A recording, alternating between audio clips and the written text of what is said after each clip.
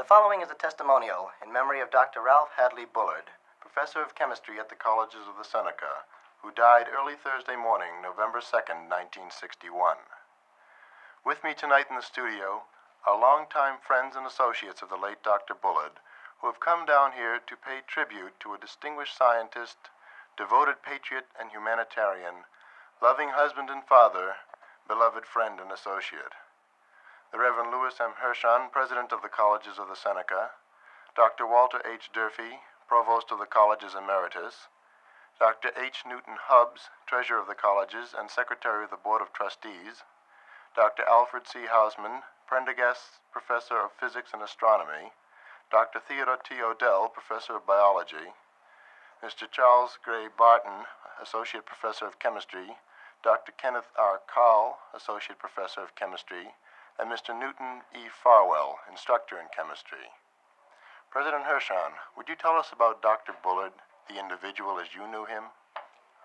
Well, I should be very happy to do that if I were the one in the studio here who knew him the best, but should I go into detail regarding my acquaintance with him and my deep friendship for him, I should be only crowding out those whose relationship has been far longer in the years and deeper than my own. However, what I should like to say, knowing that I'm here in an official capacity, that I'm delighted in that because it gives me a chance to make my own personal and unofficial tribute to Dr. Bullard, and which I shall do in saying that we were hardly settled. The furniture was still pretty much awry in the living room when Dr. and Mrs. Bullard came to call on us, and a more gracious welcome, the sense of a person really being gracious, hospitable, friendly, and welcoming at first sight was something that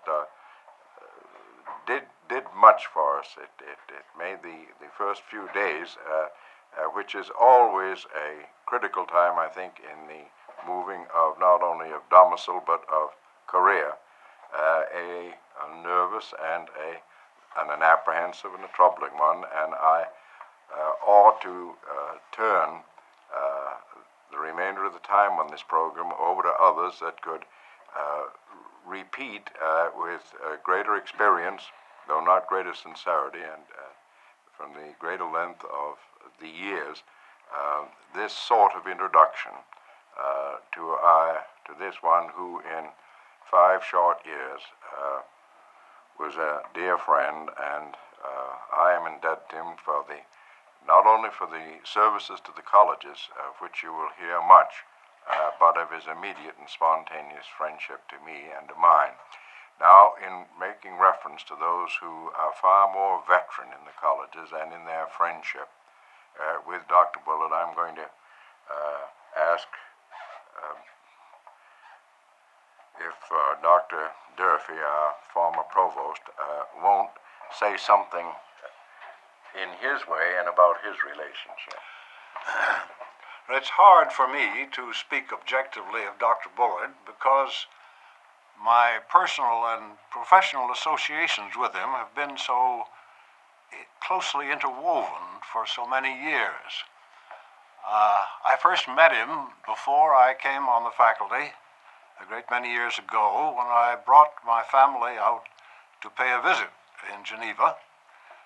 Dr. Bullard met us in Lyons and drove us back to Geneva from there, and he made an impression on me then that has lasted through the years.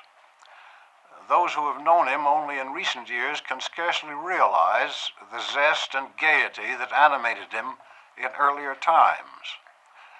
One could never tell the dullest committee meeting or even proctoring an examination with him might unexpectedly be turned into a vivid and memorable experience. One met a constant flow of ideas, some serious, some intentionally nonsense, but all demanding attention. We differed often and irritated each other occasionally, but I never doubted his basic concern for the health of our colleges. Dr. Bullard had a brilliant mind, and brilliant is a word I don't use carelessly. And he was a teacher. I have known the faculty of these colleges through most of the past 60 years, and in my judgment, Dr. Bullard ranks among the finest teachers we have seen in that time. No student who made an honest effort to learn failed to secure his interest. Those who showed promise he encouraged, and those who majored under him he bullied in a way that none of the rest of us could get away with, and they responded with renewed toil and deepened affection. And he, in turn, stood behind them through college and beyond. A host of these will remember him happily through all their lives, and that is the reward of a good teacher.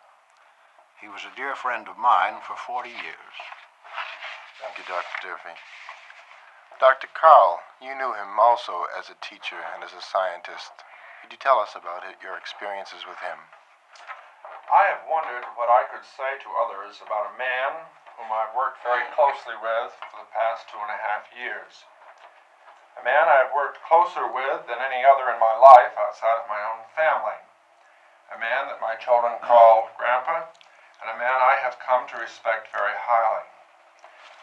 Thinking about Dr. Bullard's personality, there are two outstanding characteristics that I believe typify him more than any others.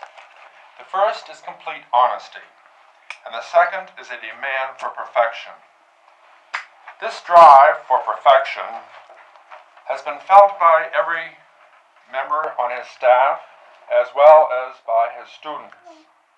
And I believe it is this drive for perfection that has made the chemistry department at these colleges so outstanding, as told by the success of our graduates in industry, teaching, and in medicine. Though Dr. Bullard has gone, his influence will remain with us for a long time, and it's certainly my hope that his honesty and his drive for perfection will stay with his staff and his students and keep our department a top-notch one. I want to thank you for this opportunity given to me to pay tribute to this very great teacher. Thank you, Dr. Carl. Mr. Farwell, I assume that you have probably been the one person who has worked longest with Dr. Bullard in the chemistry department here. Could you give us your comments about him?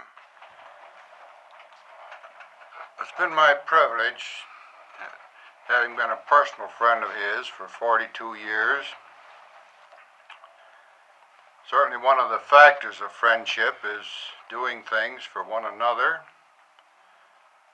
and I'm sure that he has done a great deal more for me than I for him.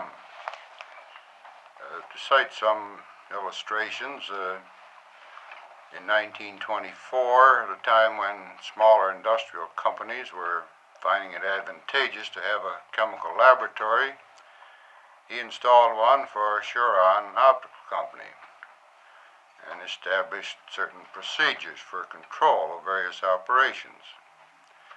He then recommended me to head the lab, and I was chief chemist there for 33 years.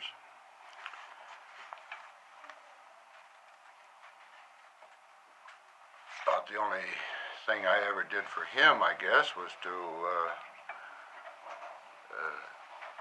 help see that the department was operating, especially for organic chemistry, when he was getting his doctorate. I consider him one of the outstanding personalities of this section, this locality.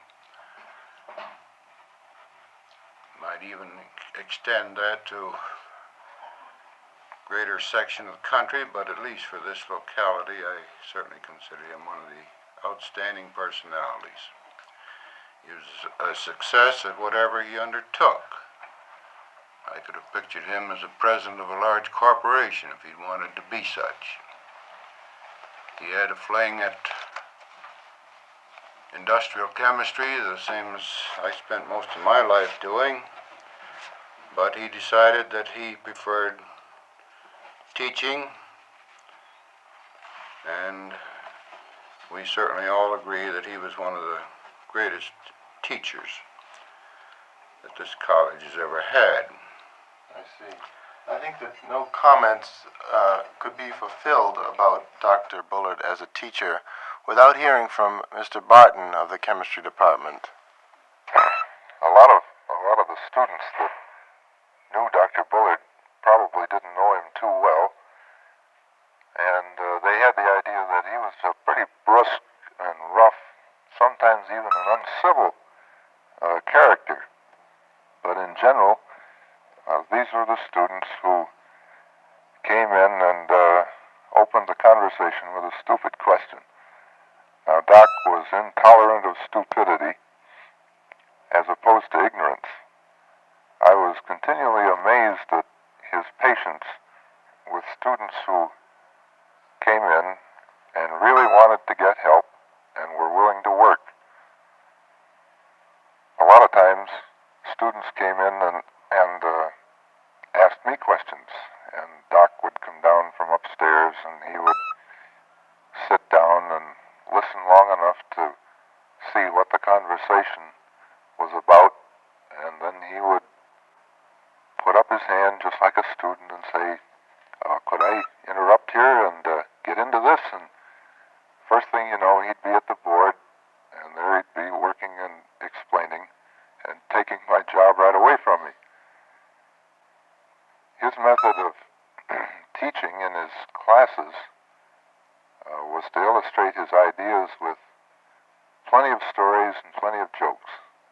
He had a real fund of these, and I remember looking back in one of the old Kappa Sigma record books where he was described as a Toastmaster, and it said in there that one of the things that he was really famous for in his early days was his vast fund of stories and jokes. He used these always to good advantage in his classes, and what happened was that people came back, alumni would come back, and first thing they'd want to know, of course, how's Doc, and then does he still tell that joke about the horse in organic? And they wouldn't remember the organic, but they would still remember the stories that he told. He was always teaching. He would come in to my office in the morning, and you never knew what to expect. Just Monday morning, I think it was, the last day he was over, he came in and he said, what does pixelated mean? And like most everybody else, I thought it meant that you were just a little bit tipsy. He said, look it up. So I hauled out the dictionary and looked it up. It doesn't mean that is the first meaning. That's the second meaning. There's another meaning, which is a first meaning. I'll leave that for you to look up. Thank you, Dr. Barton. Dr. Husband, could you tell us about Dr. Bullard also as a scientist? When it comes to talking about this person you call Dr. Bullard, of course he was always Ralph to me. And it's difficult for me to disentangle my feelings about him because he and I came here about the same time. And we were the two young squirts, I suppose you might say, teaching science, he in chemistry and I in physics. And we naturally had to more or less gravitate toward each other. So we not only virtually slept in each other's bed, but we went to school together. He and I started our graduate work at the University of Chicago the same summer. We were interested in what we were each doing, and consequently he became interested at that time somewhat in physical chemistry from the chemical point of view, and I in chemical physics, shall we say, from a physics point of view. What I'm leading up to is the fact that Ralph had a very wide acquaintance with science. He was not only interested in the science that his colleagues taught, but he was frequently interested in the science that he thought should be taught or could be taught. To wit, once he came around to me and lent me a book. He says, read this. It happened to be a book on geology by a man named Chamberlain. He had gotten interested in geology. When he took leave of absence from these colleges during the war and went down to the Naval Research Laboratory, again, his wide understanding of science in general, that is to say, perhaps physical science, I should perhaps qualify, ultimately made him the chief of the chemistry division down there. And while he was there, he had some particular work that he wanted to do on this, mustard gas neutralizer it actually turned out to be. And I was very glad to go down and help him for at least one summer. He wanted to stay there. I was glad to get out of the military myself. But ultimately, of course, he became assistant chief of the Naval Research Laboratory down there. And this was really, I suppose he was a scientific man that was running the place. So this, again, leads to the idea of the wide variety of ideas in science which Ralph had. Not only this, but of course I miss him as a friend, and naturally his children grew up with my children, so I'm sure I myself and my family miss him all around. Dr. Odell, as a biologist and a scientist, you knew Dr. Bullard. Could you tell us your relation and experiences with him? Well, I knew Ralph Bullard first when he came to Hobart College in 1918, and I was a junior. He was laboratory instructor when I took my first course in chemistry. After I was graduated, I was an auditor in organic chemistry in his course, and that is an experience which we haven't time to talk about. He could write with both hands, or he could write with one and erase with the other as fast as he wrote with one. This is one thing.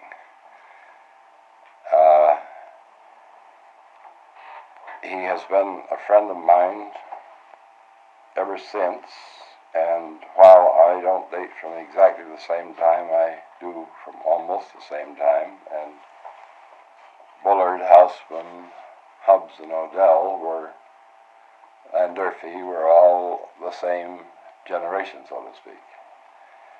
I think of the days when Bullard was the life of any party and the life of many parties.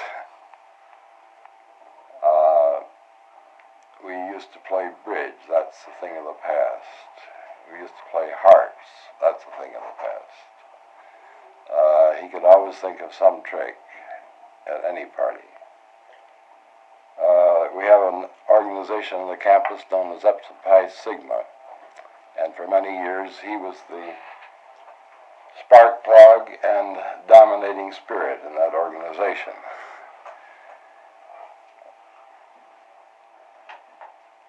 I might say something in regard to his lack of scientific knowledge. For years and years he maintained that there were only three kinds of birds in the world. There was a robin, which he would describe, and any bird that had this second group of characteristics was a chicken, and any bird that had the third group of characteristics was a duck, and he maintained this was all. Biologists wouldn't accept that. But as he got older, he began to take a very deep interest in birds, and he used to call up Dr. Ryan or me and describe some bird that he had seen, and he had to know what it was. So in his later years, he took up a study of ornithology. Well, these are sort of incidental things. He and I, of course, as joint advisors of hundreds of students who majored in biology and chemistry, split majors, often disagreed, but we always disagreed in friendship. One could never predict what would happen when I laid out a program and the student went over to see him. No one could predict what he was going to do when the student went over to have a program set up. You couldn't predict his reaction to a situation.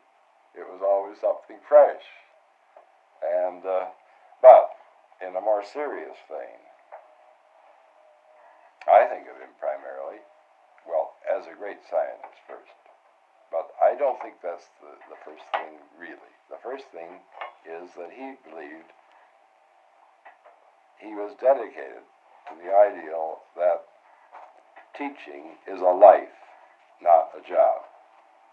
And I think his scientific activities almost all the time are directed toward bringing up another generation of young men and women who would follow in his footsteps, but not in his footsteps, really. He was thinking he held before them the men who were great chemists, great intellects, and it seems to me that he was, in spite of some of the things he said, he was interested primarily in developing character in young people. Second, he was interested in a liberal education. Third, he was interested in the best kind of training, the proper kind of training, which would result in competent scientific endeavor on the part of our graduates. Dr. Hubbs, I'd like to consider Dr. Bullard now as a patriot and a humanitarian. He did research on mustard gas, which cost him his health and later his life, and he did this in the service of his country. Could you tell us about him in this facet of his life? Dr. Ralph Hadley Bullard, Captain United States Navy Reserve, for 40 years is one of my very best friends. Ralph, shortly after he got his PhD in 1925, became interested in so-called battle gases. At that time, he told me that should another World War come, he would know more about battle gas than any other man in the world, and I think he probably did by 1940. He studied a rather terrible gas phosgene, which was used in World War I, and improved the methods of manufacture and also speeded the methods of manufacturing that gas. In the course of his research, he became interested in the gas which is popularly known as mustard gas, which raised such havoc during World War I, and set himself the problem of finding a neutralizing agent for that gas, an agent sufficiently stable so that it could be used to impregnate uniforms of our armed services, and sufficiently stable to stand many washings and dry cleanings. Bullard, and he would tell you, his students worked on that for a period of something over 10 years. In the late 30s, he perfected it. Around 1938 or 39, I had the privilege of making a presentation speech when the Kiwanis Club of Geneva gave him the Kiwanis International Award as the outstanding man of the city. And characteristic of Bullard, when he accepted that award, he accepted it in the name of the students who had worked with him over this long period of years, and made a half a dozen of those students who had come from some distance to see him get this award rise and accept it with him. The work on battle gas of all sorts, of course, is an intensely dangerous undertaking. Bullard accomplished it, and I know that just prior to 1940, he turned over to a certain concern who had staked him with various chemicals all the data on his research on battle gases, particularly the neutralizing agent for mustard gas, because at that time practically all the countries in the world had their agents chasing Bullard, attempting to find out something about this thing which he had perfected. And during all this period, the 1920s and the 1930s, Bullard never forgot his students. I happen to know from personal contact that many students who were financially embarrassed were staked by Dr. Bullard personally for the rest of their college careers. And I also know that in the case of several very promising students who had no financial means, Bullard secured rather considerable sums from outside sources to enable those men to continue and secure their PhDs.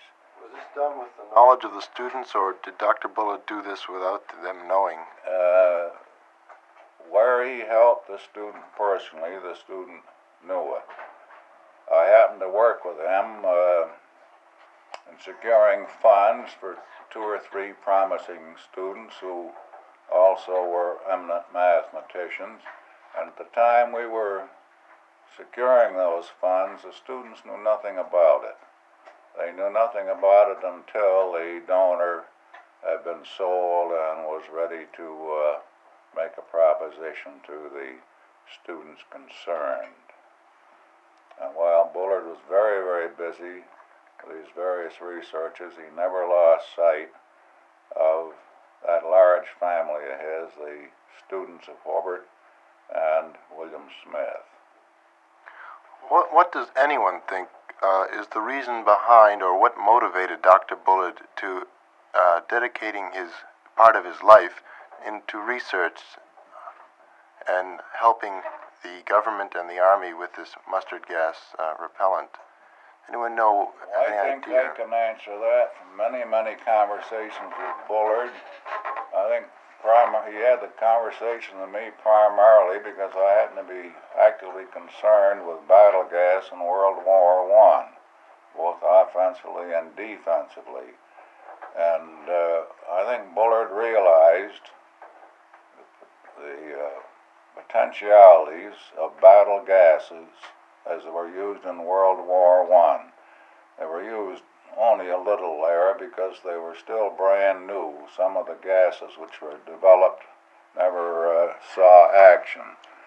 And I think his primary objective there was to make the United States of America the strongest nation in gas warfare, both from the offensive and from the defensive point of view.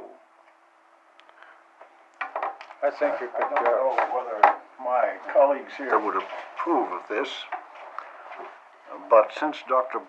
Odell has mentioned some organizations to which Dr. Bullard belonged, perhaps we ought to include one to which Dr. Houseman and Dr. Hubbs and Dr. Odell and I also belonged with him. Like all young men in the teaching profession, we were anxious to uphold the standards of the institution, and so we formed a society for the suppression of high grades. I don't think I need to comment on this any further. Dr. Houseman, could you tell us something about Dr. Bullard as a husband? Well, when we first knew Dr. Bullard, he wasn't a husband. He was just a bachelor. And of course, bachelors have to eat as everybody else, but he wasn't a very good cook, so he ate around with his friends as much as possible, and of course, as I said before, we were quite thick, and he ate with us quite a lot. In a year or two, he had to go over to, I don't remember exactly when, but Clifton for a minor operation. And when he was over there, he met Adele Lippard, a nurse in Clifton. And one night when we had him to eat, he kept talking about this girl in between eating. And finally we made the remark to him, "Why don't you marry her?" Well, he thought that was a good idea, and he did. Dr. This is Hubbs, really typical of him. Dr. Hubbs, you were very close to him as a husband and a father to his daughter, Barbara Jean. Well, I think one thing that always struck me as very interesting, very important in Bullard's home life was the fact that his lovely wife Adele and his lovely daughter Barbara were always back of him in anything he undertook, whether it was a research problem here at college, or whether it was during the 2 years when he left us and went to Norwich Pharmacal to set up their research problem, or whether when he left to go to Washington, first as a civilian and then as an officer of the Naval Reserve to carry on research in various fields. They backed him completely and maintained the most cheerful, happy home life, whether they were separated or together. And that has continued throughout the years until now the family's increased by 3, a fine son-in-law who, of course, is a Hobart alumnus, and 2, the finest grandsons you ever saw in your life, who adored Bullard, as all the Hobart and William Smith students have adored him for many, many years. And as a friend and an associate, Mr. Farwell, I understand that Dr. Bullard was best man at your wedding. That's right, and I was an usher at his wedding. We've always been very close friends. How was he as a friend towards other members, his older friends, Dr. Durfee? How was he? I've expressed my feelings. He was one of my best friends. Would anyone else like to add a comment? I'll add a little comment there, which is interesting, and some of these folks may not know it. When Bullard went to Washington, he lived in one room, and Adele stayed here.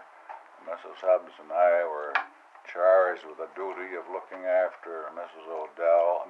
Bullard, Adele, and we lived right around the corner. Before Adele could join Ralph in Washington, she was taken seriously ill, and we had to rush her to the hospital. At almost the same time, I had an urgent telephone call from a colleague of Bullard's, a naval officer on his staff, and also an MD, that he just rushed Bullard to the hospital for a very serious operation, and that Bullard did not want Adele to know that he was seriously ill, and Adele did not want Ralph to know that she was seriously ill. So for a matter of about 2 weeks, Mrs. Hubbs and I were the go-between, relaying information to this friend of Bullard's in Washington about Adele Bullard, and receiving from this officer in Washington news about Bullard. Well, finally they both recovered to the point where almost simultaneously they decided that the other should know. So we had the rather interesting and very pleasant task of advising Adele here in the hospital about Ralph's trouble, and passing on to Ralph via the telephone what had been happening to Adele in the meantime. Well, I think that this testimonial program is due to come to a close now, and I should like to close it simply by making something like a facetious remark and then returning to a more serious note. I think that little has been said about, except for his deep devotion to teaching, his love for the colleges, about his official relationship. And I think in terms of being a department head and the responsibilities that attach that through and his prestige with the college as a whole, that this ought to be noted finally, because Dr. Hubbs has just spoken previously. What he didn't mention in terms of his own high regard is that I think Dr. Bullard had the distinction of being one of the few, if not the only, the department head that submitted an annual departmental budget that was passed automatically. And those that are connected kept a record of his expenditures. Not, anybody connected with college finance knows that no higher accolade could be paid to anybody than that. And to close seriously, as I said yesterday, that when Ralph Bullard left the common life here, the common life of the colleges, is just less than it was. It will refill itself through the years, as the common life always does in every situation. But it's like a physical wound. The pain goes, the scar remains. It's the scar tissue is there, and it reminds us there was one who was great among us, who is now with us only in spirit, and that spirit we now in all reverence commit to God who created him, and with all the testimonials that have been and have going on all about the campus and everywhere that people know Ralph Bullard, God knows more about him than anyone else. And it is God's knowledge of his faithful servant Ralph that will gain him an entrance into the eternal life, and there he will find, we're sure, sweet employment in the spacious fields of God's eternity. And so we have attempted to offer a fitting testimonial in memory of a man whose epitaph will long be written. Though Dr. Bullard is no longer with us in person, his memory will live on in the hearts of those who knew him. His contribution to humanity, rendered in the service of his country, to which he gave his health and finally his life, can never be forgotten. I'd like to thank our guests for this testimonial, the Reverend Louis M. Hirschon, Dr. Walter Durfee, Dr. H. Newton Hubbs, Dr. Alfred Hausman, Dr. Theodore Odell, Dr. Kenneth Kyle, Mr. Charles Barton, and Mr. Newton E. Farwell. This is Richard Solomon of the WEOS News Department.